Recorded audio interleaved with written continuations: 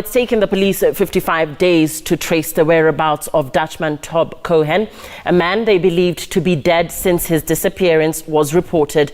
For the wife, Sarah Wairimo, Cohen, who is a prime suspect in the case, her husband had only traveled for medical attention.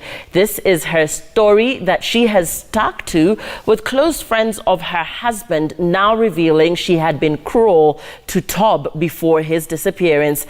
Sam Gitoko reports of Sarah's confessions that could be put to question by detectives. He was a 69-year-old Dutch businessman running his businesses quietly alongside his wife Sarah Wairimo. But it is Wairimo who opened their little world to the rest of the world, revealing a not-so-quiet relationship. It was on the 10th of August, exactly 3 weeks since Tob's disappearance. Wairimo took to YouTube, releasing a video of her side of the story in Cohen's disappearance. Of course, went, showered. I mean, it's weekend. He would always like shower in the afternoon.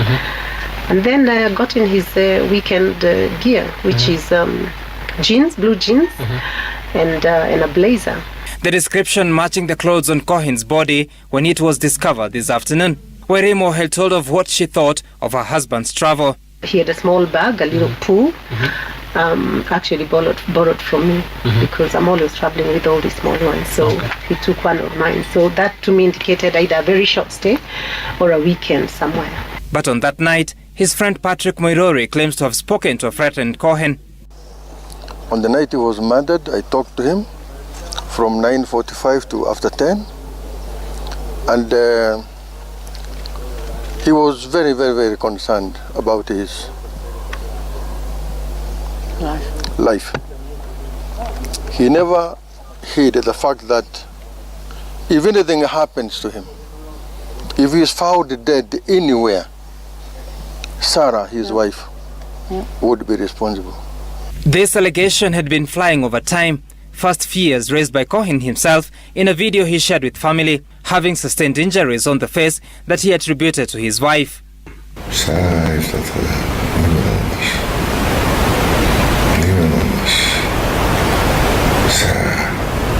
So a friend of mine, Mugai, called me. He was in India. He told me, look, our friend is missing. Cohen is missing.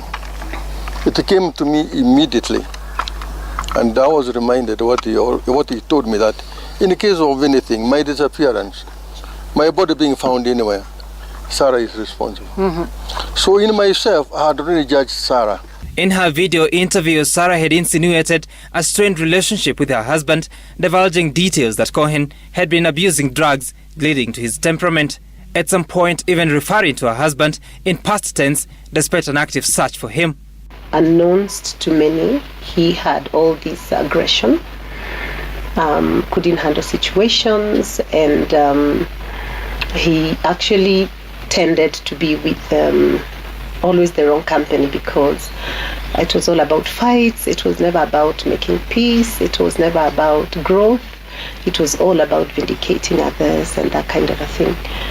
His friend Patrick now telling of a conflict that ensued last December during the wedding of Sarah's daughter that Cohen was allegedly left out from. When he came down here, took the microphone to say hi to the guests, Sarah stands up, grabs the microphone from Cohen in front of all the guests and tell the guests, you are not wanted, you do not own this home, you are talking nonsense. Sarah has been in custody for 2 weeks now. Just yesterday, a court hearing the case directed she be charged with murder. His counsel, however, opposing the decision, as there was no body.